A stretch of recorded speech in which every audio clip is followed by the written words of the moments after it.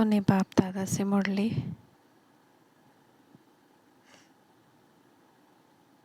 मीठे बच्चे, बाप का फरमान है, स्वदर्शन चक्र फिराते अपना बुद्धि योग एक बाप से लगाओ। इससे विकर्म विनाश होंगे। सिर से पापों का बोझा उतर जाएगा। प्रश्न: इस पुरुषोत्तम संगम युग की विशेषताएं कौन कौन सी है?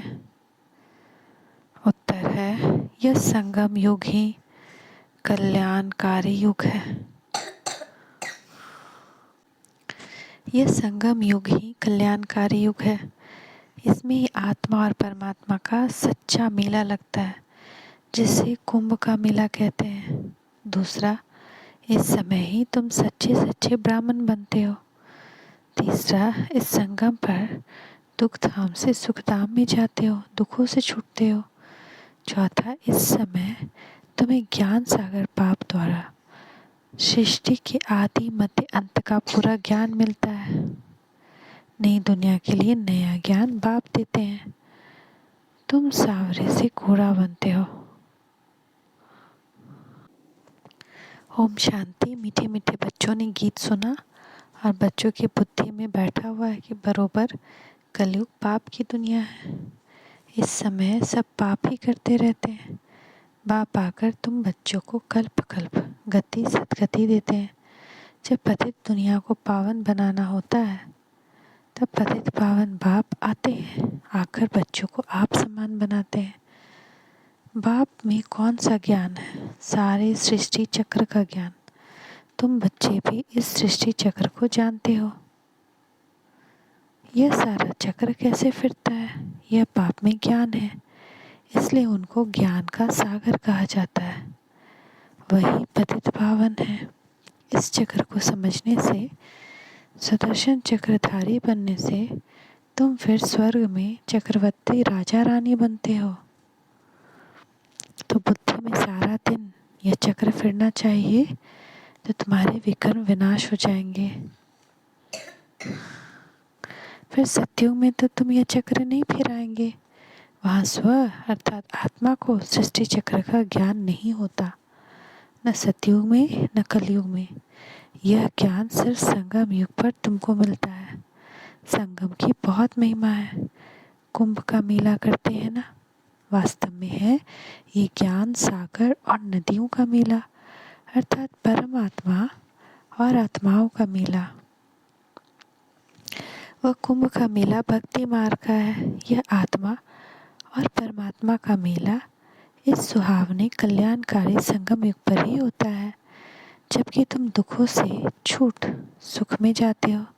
इसलिए पाप को दुख हरता सुख करता कहा जाता है। आधा कल्प सुख और आधा कल्प दुख चलता है। दिन और रात आधा आधा है। मकान भी नया पुराना होता है। नए घर में सुख, पुराने घर में दुख होता है। दुनिया भी नई पुरानी होती है। आधा कल्प सुख, फिर मध्य से दुख शुरू होता है। दुख के बाद फिर सुख होता है। दुख धाम से फिर सुख धाम कैसे बनता है, कौन बनाते हैं, ये दुनिया भर में कोई नहीं जानते। मनुष्य तो घोर अंधियारे में सत्युग को बहुत लंबा समय दे दिया है। अगर सत्युग की आयु बड़ी हो तो आदमी कितने होने चाहिए?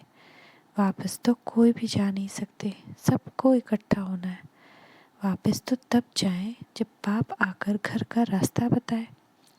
इतनी सब आत्माओं को बाप संगम युग पर आकर पूरा रास्ता बताते हैं। तुम जानते हो, हम 84 जन्मों का चक्कर लगा कर आए हैं। सत्युग त्रेता में हमने कितने जन्म लिए हैं, वहाँ कितने वर्ष कौन कौन राज्य करते हैं, सारी तुम्हारी बुद्धि में है। सत्युग में 16 कला संपूर्ण, फिर 14, फिर उतरती कला होती है। इस समय बहुत दुख है। दुख होता ही है पुरानी दुनिया में। सत्युग को नई दुनिया, कलयुग को पुरानी दुनिया कहा जाता है। अभी यह संगम अब पुरानी दुनिया का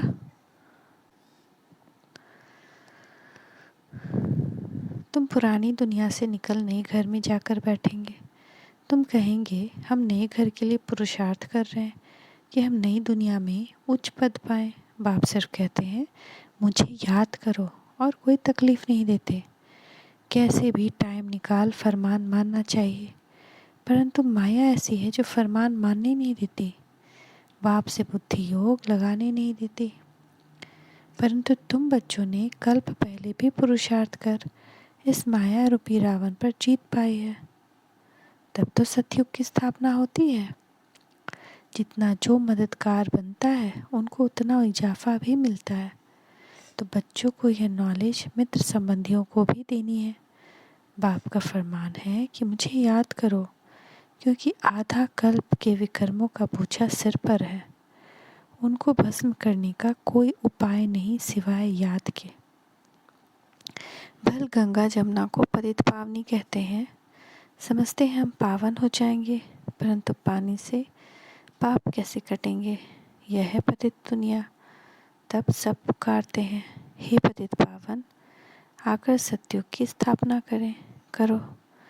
सो तो सिवाय पाप के कोई स्थापन कर न सके। तो यह है नई दुनिया के लिए नया ज्ञान देने वाला एक ही बाप है। श्री कृष्ण ने ज्ञान नहीं दिया। श्री कृष्ण को पतित पावन नहीं कहा जाता।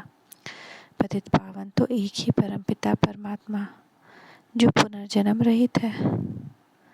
तुम जानते हो श्री कृष्ण को ही विष्णुपुरी कहा जाता है। श्री कृष्ण की राजधानी अपनी, राधे की राजधानी अपनी, फिर उन्हों की आपस में सगाई होती है। राधे कृष्ण कोई भाई बहन नहीं थे। भाई बहन की आपस में शादी नहीं होती। अब तुम्हारी बुद्धि में यह बातें टपकती रहती है। पहले ये नहीं जानते थे। अब मालूम पड़ा है कि राधे कृष्ण ही फिर लक्ष्मी नारायण बनते हैं। स्वर्ग के महाराजा और महारानी, प्रिंस और प्रिंसेस राधे कृष्ण गाए हुए हैं। उन्हों के माँ बाप का इतना ऊंचा मर्तबा नहीं है।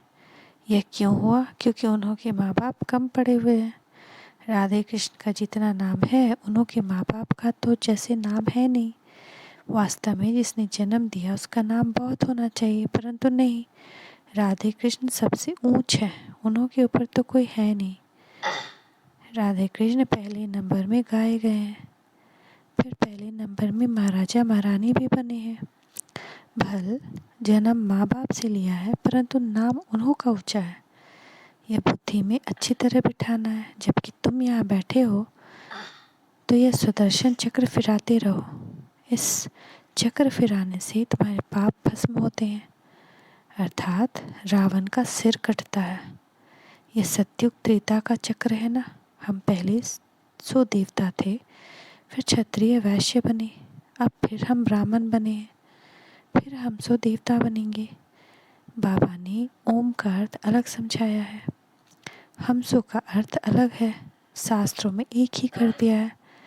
वह समझते हैं ओम अर्थात हम आत्मा सो परमात्मा, परमात्मा सो आत्मा। यह है उल्टा। बाप समझाते हैं,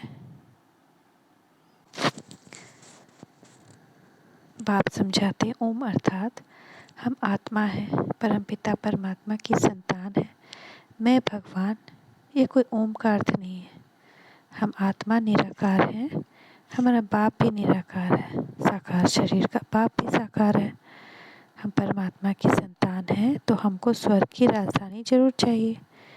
बाप हमको स्वर्ग का वर्षा देने आए हैं। रावण फिर आधा कल्प के बाद श्राप देते हैं तो तुम दुखी तमो प्रधान बन जाते हो। फिर बाप आकर सुखी बनने का वर देते हैं। ऐसे नहीं कहते चिरंजीवी भव, परंतु कहते हैं मुझे याद करो तो इस जन्म से सहित जो भी जन्म जन्मांतर के पाप हैं वह भस्म हो जाएंगे। इसको योग अग्नि कहा जाता है। रावण राज्य में तो सब पतित हैं। रावण राज्य में सबको पतित बनना जरूर है। पतित और पावन आत्मा बनती है, परमात्मा तो सदैव पावन है। वह सबको पावन बनाते हैं, पतित बनाते हैं रावण। सतयुग में विकार होते नहीं, वह है संपूर्ण निर्विकारी दुनिया। तब तो देवताओं के आगे जाकर गाते हैं, आप सर्वगुण संपन्न। ये महिमा शिव के आगे नहीं गाएंगे। देवताएं जो पावन हैं सो पतित बनते हैं, यह खेल है। बाप सुखधाम बनाते हैं, शिव को बाप कहते हैं। शालिग्राम अलग है, रुद्रयज्ञ में एक बड़ा लिंग बनाते हैं, बाकी छोटे छोटे शालिग्राम बनाते हैं। हम आत्मा 84 जन्म लेते हैं। दूसरे धर्म वालों के लिए 84 जन्म नहीं कहेंगे। सिख धर्म वाले 500 वर्ष में कितने जन्म लेते होंगे, हम कितने लेते हैं यह बाप समझाते हैं। ब्राह्मणों की चोटी मशहूर है, सच्चे ब्राह्मण होते ही हैं संगम पर। यह कल्याणकारी युग है, यहाँ ही तुम सबका कल्याण होता है। रावण अकल्याण करते हैं, बाप आकर कल्याण करते हैं, तो बाप की मत पर चल कल्याण करना चाहिए ना। श्रीमद् शिव भगवान उवाच। शिव बाबा जन्म नहीं लेते, वह प्रवेश करते हैं। जन्म तब कहें जब पालना लेवे, वह कभी पालना नहीं लेते, सिर्फ कहते हैं मेरी श्रीमत पर चलो। स्वर्ग के तुम मालिक बनो, मुझे तो बनना नहीं है, मैं तो अभोक्ता हूँ। तो समझना चाहिए बाबा हम आत्माओं को समझा रहे हैं। आत्मा ही समझती है ना, आत्मा ही बैरिस्टर इंजीनियर बनती है। मैं फलाना हूँ, आत्मा ने कहा। हम देवता थे, फिर हम 8 जन्म बाद क्षत्रिय बने, फिर 12 जन्म लिए, फिर मैं पतित बनता हूँ। अब बाप कहते हैं बच्चे आत्म अभिमानी भव, यह समझने की बात है। आत्मा कहती है हम सतयुग में थे तो महान आत्मा थे, फिर कलयुग में महान पाप आत्मा है, सबसे महान ते महान आत्मा है एक परमात्मा जो सदैव पवित्र है। यहाँ तो मनुष्य सदैव पवित्र रहते नहीं, सदैव पवित्र तो सुखधाम में रहते हैं। त्रेता में भी कुछ कला कम होती जाती है, अभी हमारी चढ़ती कला है, हम स्वर्ग के मालिक बनते हैं। फिर त्रेता में आएंगे तो 2 कला कम हो जाएगी। फिर द्वापर में 5 विकारों का ग्रहण लगने से काले होते जाते हैं। अरे बाप कहते हैं इन 5 विकारों का दान दो तो ग्रहण उतर जाए, फिर तुम सतयुगी संपूर्ण देवता बन जाएंगे। पहले पहले देह अभिमान छोड़ो, काम विकार का दान दो। अंत में आकर नष्टो मोहा बनना होता है। अभी तुम आत्माओं को स्मृति आई है कि बरोबर 84 जन्म भोगे हैं। द्वापर से रावण ने श्रापित किया है, इसलिए सब दुखी हैं। क्या द्वापर के राजा रानी आदि बीमार नहीं पड़ते होंगे? यह भी दुख हुआ ना, यह है ही दुख की दुनिया। सतयुग ही है सुखधाम, तो भगवान की श्रीमत माननी चाहिए ना। बेहद के बाप की जो मत नहीं मानते उन्हें महान कपूत कहा जाता है। कपूत बच्चे को बाप से क्या वर्षा मिलेगा? सपूत बच्चे वर्षा भी अच्छा लेते हैं, जो खुद पवित्र बन औरों को पवित्र बनाते हैं। बेहद का बाप आत्माओं को पढ़ाते हैं, हे आत्माएं कानों से सुनती हो, कहते हैं हाँ बाबा हम आपकी श्रीमत पर चल जरूर श्रेष्ठ बनेंगे। ऊँचते ऊँच भगवान है तो जरूर पद भी ऊँचते ऊँच देंगे ना। स्वर्ग का वर्षा देते हैं आधा कल्प के लिए, लौकिक बाप से तो हद का वर्षा मिलता, अल्पकाल का सुख। कलयुग में है काग विष्टा समान सुख, इसलिए सन्यासी घर बार छोड़ देते हैं, वह गृहस्थ धर्म को नहीं मानते हैं। गृहस्थ धर्म सतयुग में है ना। तुम जानते हो इस पढ़ाई से हम विष्णुपुरी में जाते हैं, उसके लिए परम पिता परमात्मा हमको पढ़ा रहे हैं। भक्तों को पता ही नहीं कि भगवान कौन है, उनका कर्तव्य कौन सा है, कैसे वह पतित से पावन बनाते हैं। अभी तुम पावन बन रहे हो, दुनिया उस पतित पावन बाप को याद कर रही है। अभी तुम संगम युग पर खड़े हो, बाकी सब कलयुग में है। वह समझते हैं कलयुग तो अर्जुन बच्चा है। तुम जानते हो कि कलयुग का अब विनाश होने पर है, अब तुम्हें सतयुग में जाना है।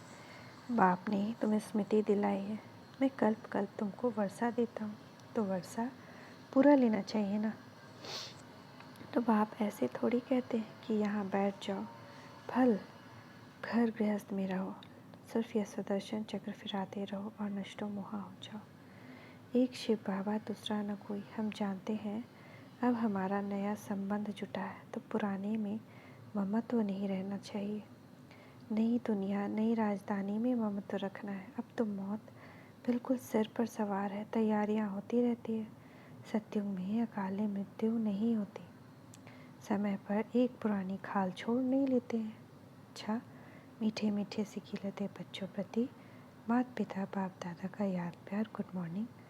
रूहानी बाप की रूहानी बच्चों को नमस्ते।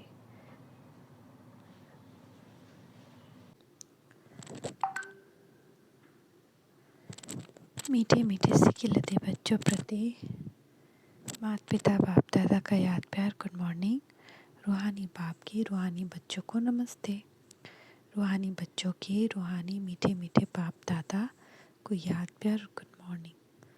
नमस्ते बाबा, नमस्ते, शुक्रिया बाबा, शुक्रिया। धारणा के लिए मुख्य सार, स्वदर्शन चक्र फिराते पूरा पूरा नष्टो मोहा बनना है। मौत सिर पर है, इसलिए सब से ममत्व निकाल देना है। पाप से फरसा लेने के लिए पूरा श्रीमत पर चलना है। आत्माभिमानी बन सपूत बच्चा बनना है। आत्माभिमानी बन सपूत बच्चा बनना। जो नहीं सुनेगा उसको सपूत नहीं कहेंगे ना। आत्माभिमानी का प्रैक्टिस करना। वरदान, मन और बुद्धि को सदा सेवा में बिजी रखने वाले निर्विघ्न सेवाधारी भव।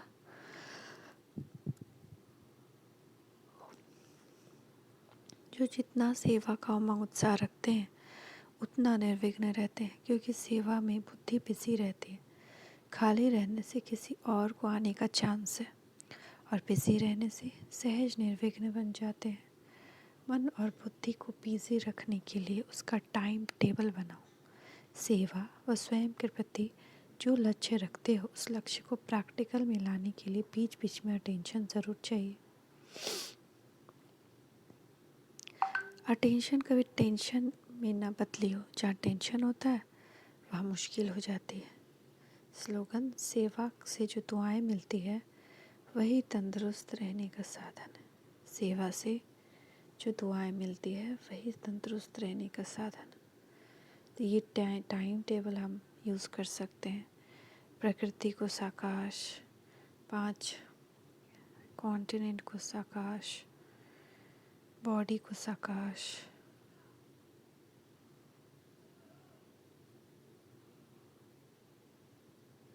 सोल को, 5 तरह के सोल को, आत्माओं को सकाश, ब्राह्मीण आत्माओं को सकाश, सत्ताओं को सकाश,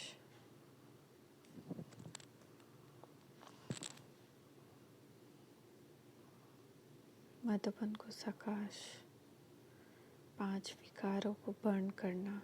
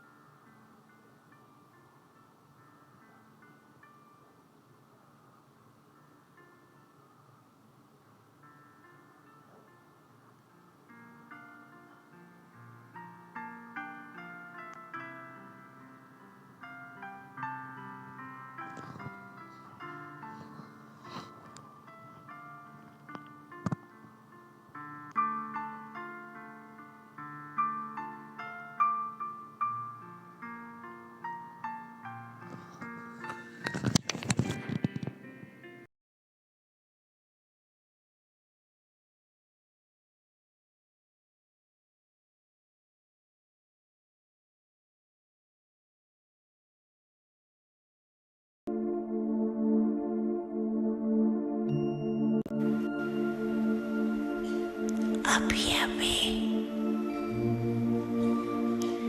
एक सेकंड में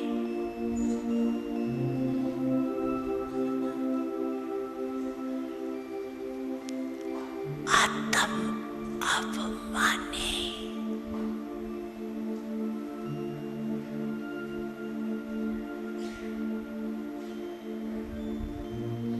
अपने शरीर को भी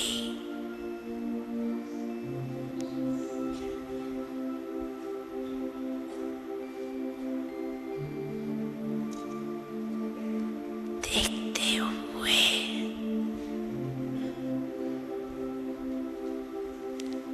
अशरीरी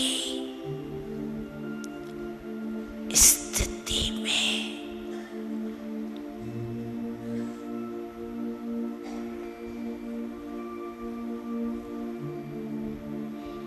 न्यारा और बाप का प्यारा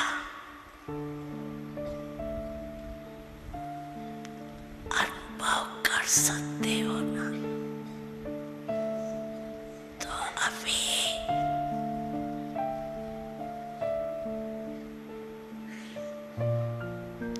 एक सेकंड में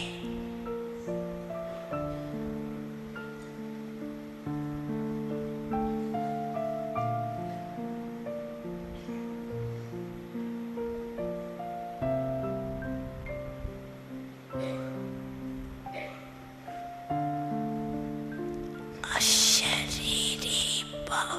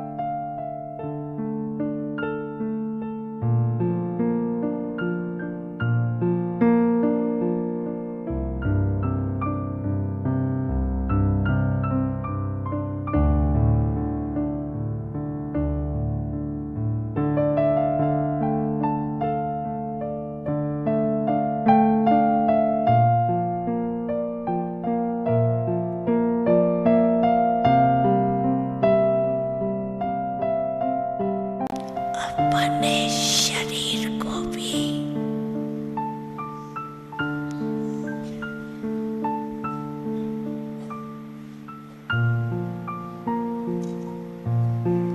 देखते हुए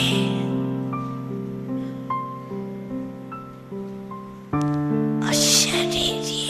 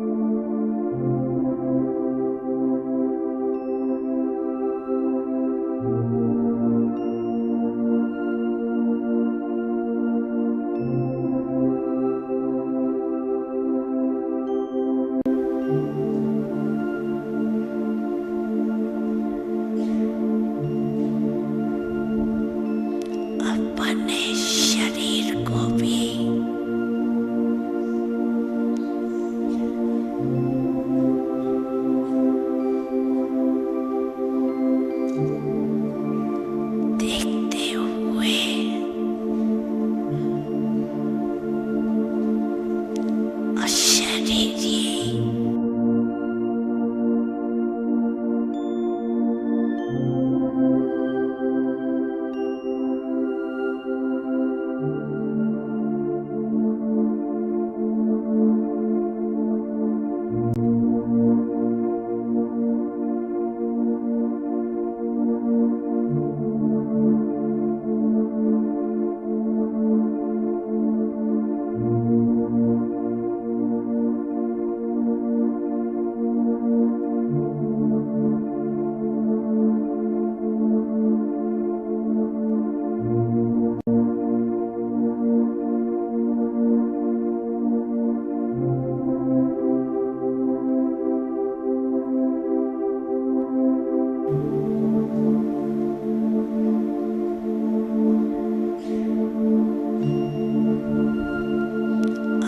अपने शरीर को भी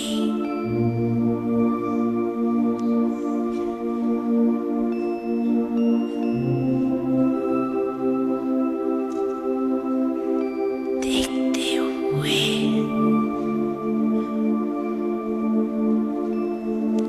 अशरीरी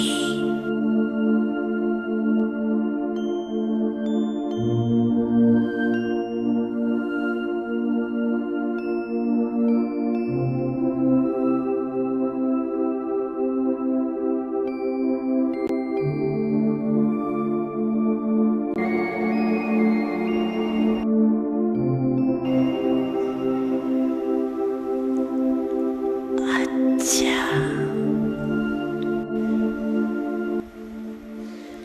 ऐसे ही बीच बीच में सारे दिन में कैसे भी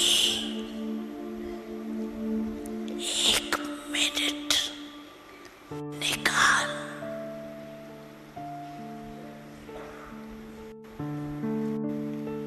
इस अभ्यास